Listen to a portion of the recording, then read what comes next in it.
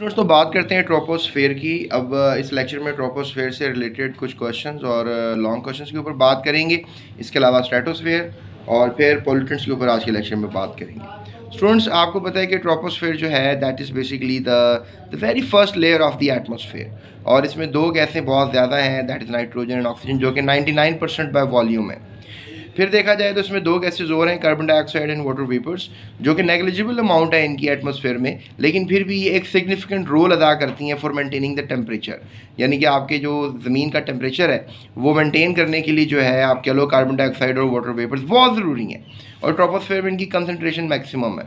जैसे जैसे आप ऊपर जाते हैं आपको पता है कि डेफिनेटली ये गैसेस भी जो होती हैं वो कम होती चली जाती हैं। तो आप ये कह सकते हैं कि जो नीचे अगर इनकी कंसनट्रेशन ज़्यादा है तो विजिबल लाइट को ये अपने अंदर से गुजरने देती हैं, और जब विजिबल लाइट इनके अंदर से गुजर जाती है, लेट्स से दैट कि ये अर्थ है और ये वो ट्रोपोस्फेयर है और विजिबल लाइट आई है इसके अंदर से गुजर गई है, और जब टकरा के विजिबल लाइट वापस जा रही होती है तो आपको पता है विजिबल लाइट नहीं रहती, इट बिकम्स इंफ्रारेड रेज या हीट वेव्स। तो जाते हुए तो ये जो हीट वेव्स होती हैं, इंफ्रारेड वेव्स होती हैं, इनको जाने नहीं देती है ये गैसेस। कौन सी gases? Carbon dioxide and water vapours. तो फिर इस वजह से क्या होता है कि अर्थ का जो टेम्परेचर है एट दी वेरी सरफेस वो बड़ा ज़बरदस्त रहता है, that is 17 degree, 25 degree, 32 degree, 45 degree, what ever the degree, जो लाइफ के लिए बड़ी ज़रूरी है। लेकिन ये भी देखा गया है कि ये गैसेस जो हैं अगर लेट्स से दैट ऊपर की तरफ आप जा रहे हैं, मज़ीद ट्रोपोस्फेयर क्रॉस कर दी, ऊपर की तरफ आप जा रहे हैं, तो फिर क्या होता है कि ये गैसेस की और कमी होना शुरू हो जाती है, क्योंकि they are very very much concentrated at the surface of the earth. यानी अर्थ की सरफेस के साथ इनकी कंसनट्रेशन ज़बरदस्त है, लेकिन जैसे जैसे आप ऊपर जाएंगे इनकी कंसनट्रेशन, इनकी जो वैल्यूज़ हैं, इनके जो नंबर्स हैं वो कम होना शुरू हो जाते हैं, जिस वजह से आपको पता है हीट को ट्रैप करना या अल्ट्रा रेडिएशन को ट्रैप करना भी कम हो जाता है। तो आप ऊपर देखेंगे कि अगर अर्थ से आप दूर जाएंगे तो टेम्परेचर कम होगा।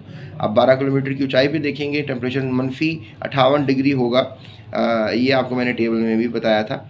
और अगर आप थोड़ा सा और ऊपर जाएंगे तो 2 डिग्री होगा, वो ओजोन की वजह से आपको बताया था। लेकिन और ऊपर जाएंगे तो -93 डिग्री यानी 93 डिग्रीज़ की तरफ चला जाएगा टेम्परेचर।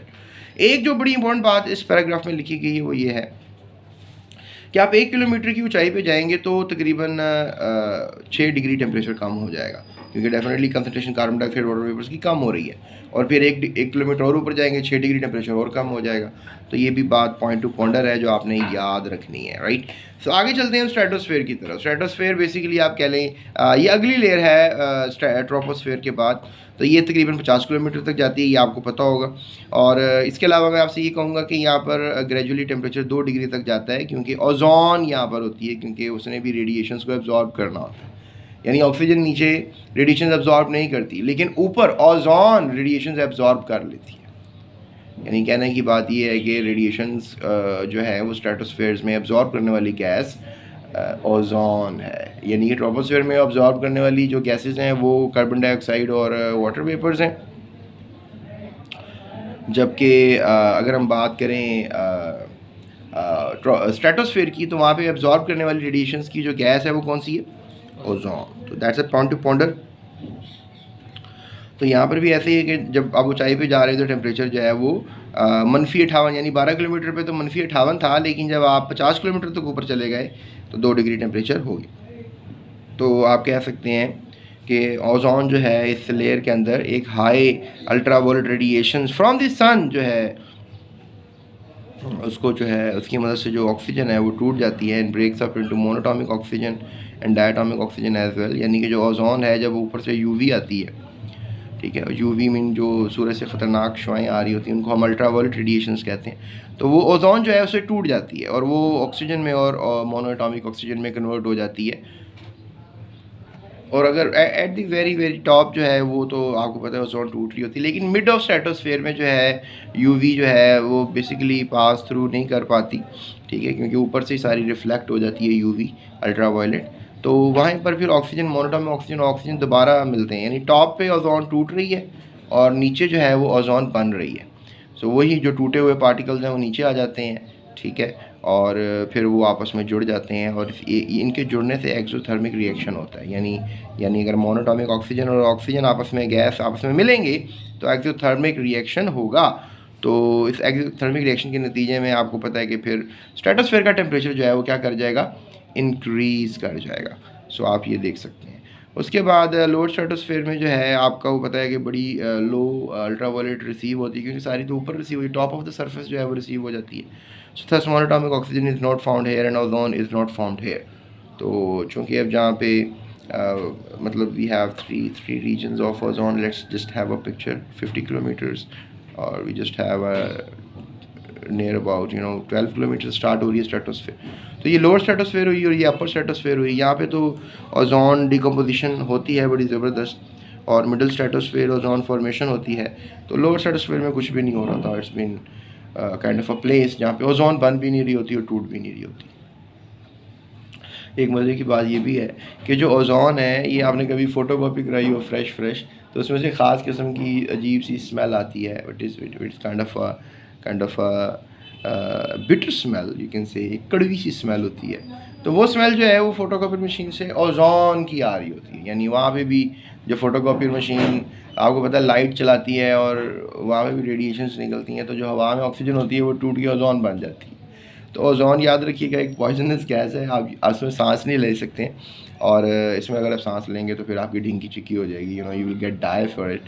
तो ओवरऑल फ़ोटोकॉपियर की जो स्मेल है, मैं उसको ये कहूँगा कि मैं ज़्यादा सूंघने का मशवरा नहीं दे रहा आपको, लेकिन ये है कि ये पॉइजनस गैस है जो ओजोन है। एक फ़िज़िकली देखा जाए तो ओजोन वैसे भी देखा जाए तो बैड पॉल्यूटेड सिटीज़ के अंदर पाई जाएगी, नीचे वाली सरफेस में ही, टू लोअर स्ट्रेटोस्फेयर की बजाय ट्रोपोस्फेयर में भी आपको मिलेगी, क्योंकि बैड पोल्यूटेड सिटीज़ में ये ओजोन गैस मौजूद होती है, जिसमें आई डोंट नो, शायद लाहौर का नाम भी ले लेना चाहिए, और मुंबई है, it's a very bad polluted city of India, और न्यूयॉर्क अमेरिका में है, और हांगकांग जो है that is another country you can say, तो चाइना का हिस्सा थी कभी, तो वो बड़ी बैड पोल्यूटेड सिटीज़ में गिनी जाती है। तो देयर आर सर्टेन सिटीज़ जहाँ पर ओजोन हवा में होती है।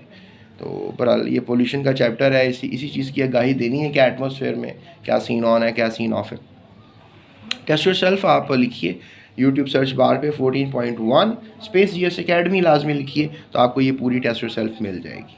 सो उसके बाद अगर मैं आपसे बात करूँ पॉल्यूटेंट्स की, तो पॉल्यूटेंट्स की जो है बात मैं आपसे ये करूँगा कि जो पॉल्यूटेंट्स की डेफिनेशन आपने देख ली। अगर आप सवालों की बात करते हैं कि सर इन टॉपिक में सवाल किया, तो लॉन्ग क्वेश्चन आएगा ट्रोपोस्फेयर, और यहाँ पे सवाल आपको आ जाएगा कि give the formation of ozone, या डिकम्पोजिशन पहले होगा, और फिर formation of ozone by equation, तो आप ये याद कर लीजिएगा।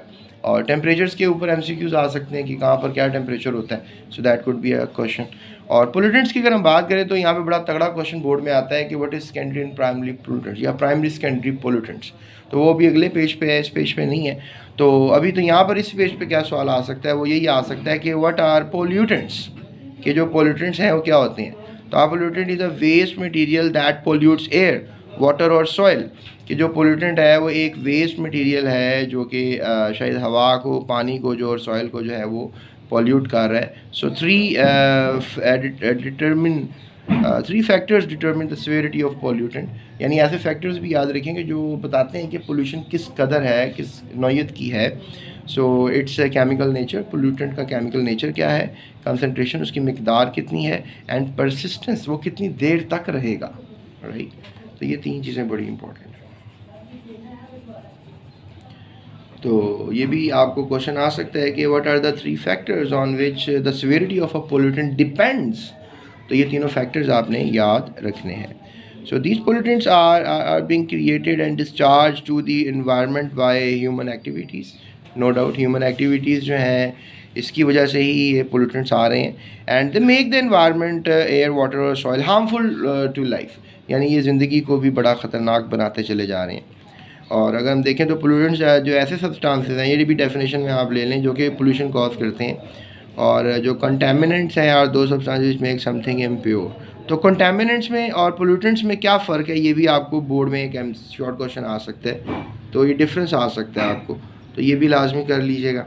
उसके अलावा ये आ जाएगा जी पोल्यूटेंट्स क्या होते हैं, तो the harmful substances present in air are called air pollutants. Air pollutants क्या होते हैं, जो हवा में ऐसे सब्सटेंसेस जो हवा को गंदा कर रहे हैं, इसको ख़तरनाक हद तक, उनको एयर पोल्यूटेंट्स कहेंगे। अगर याद रखो कोई बेनिफिशियल सब्सटेंस भी जो है वो अगर अपनी स्पेसिफिक कंसंट्रेशन से बढ़ जाए तो वो हार्मफुल है। ऑक्सीजन 21% हवा में है, 78% नाइट्रोजन है, तो अगर इनकी परसेंटेज इंक्रीज कर जाए तो ये भी पोल्यूटेंट में कंसिडर होंगे। ये उस वक्त तक पोल्यूटेंट नहीं है जब तक हमें ये मुँह नुकसान नहीं पहुँचा रहे। जब नुकसान पहुँचाएंगे तो हमने उनको भी पोल्यूटेंट डिक्लेयर कर देना, ये they are not beneficiary gases. तो एयर पोल्यूटेंट्स जो हैं वो आपको पता है कि क्या कर सकते हैं। एयर पोल्यूटेंट्स काफ़ी कुछ कर सकते हैं, वो वेदर को चेंज कर सकते हैं, आपकी हेल्थ को ख़राब कर सकते हैं, पौधे ख़राब कर सकते हैं, आपकी बिल्डिंग का भी प्रोड्यूस कर सकते हैं, डिस्ट्रॉय कर सकते हैं। तो स्टूडेंट्स ये रहा वो पैराग्राफ जिसमें हमने टाइप्स ऑफ पोल्यूटेंट्स की बात करनी है। टाइप्स ऑफ पोल्यूटेंट्स में मैंने आपको बताया कि प्राइमरी पोल्यूटेंट्स होते हैं और सेकेंडरी होते हैं। याद रखो मोस्टली जो प्राइमरी पोल्यूटेंट्स होते हैं वो गैसेस होती हैं, जैसे सल्फर डाइऑक्साइड, ट्राइऑक्साइड की गैस हो गई, कार्बन डाई या मोनोऑक्साइड की गैस हो गई, नाइट्रोजन की ऑक्साइड्स हो गई, या मीथेन गैस हो गई, या अमोनिया गैस हो गई, या फ्लोरीन के कुछ कंपाउंड्स हो गए। तो सेकेंडरी पोल्यूटेंट्स में होता है इनके ये डेरिवेटिव्स होते हैं, ये जो है। तो डियर स्टूडेंट्स यहाँ पे जो है सेकेंडरी पोल्यूटेंट्स क्या होते हैं, यहाँ पर मैं वही बात कर रहा था कि जो गैसेस हैं वो बेसिकली टर्न ऑन होती हैं इनके डेरिवेटिव्स में। या let's say that we have a carbon dioxide, तो उससे एसिड बन जाता है, पानी में डालो तो कार्बन डाइऑक्साइड एक एसिड में कन्वर्ट हो जाती है, तो उसका सेकेंडरी पोल्यूटेंट होगा। एसिड फिर क्या होगा, सेकेंडरी पोल्यूटेंट होगा, क्योंकि उस गैस से बना ना वो। तो ज़्यादातर carbonic acid, sulphuric acid, nitric acid, hydrofluoric acid, ये सब इन्हीं के डेरिवेटिव्स हैं। अगर ये गैसेस थी तो ये एसिड्स बने ना, तो that makes an idea of secondary pollutants. इसके अलावा चलें ओजोन को भी आप सेकेंडरी पोल्यूटेंट में काउंट करें, हालांकि ये गैस है, लेकिन ऑक्सीजन का डेरिवेटिव है, ये O2 से O3 बनी, तो लिहाजा ये सेकेंडरी में ओजोन को लेंगे, प्राइमरी में ऑक्सीजन को लेंगे। लेकिन ऑक्सीजन आपको पता पोल्यूटेंट नहीं है, लेकिन ओजोन हार्मफुल है इसलिए वो पोल्यूटेंट है। तो परऑक्सी एसिटाइल नाइट्रेट याद रखिएगा, ये बोर्ड में बड़ा आ जाता है, व्हाट इज़ पैन। तो आपने कहना है कि ये सेकेंडरी एयर पोल्यूटेंट है और it is a kind of a परऑक्सी acetyl nitrate kind of a compound, ठीक है। तो आपने इसकी एब्रीविएशन याद रखनी है। CNG की भी करवाई थी आपको, कंप्रेस्ड नेचुरल गैस उसको हम कहते हैं।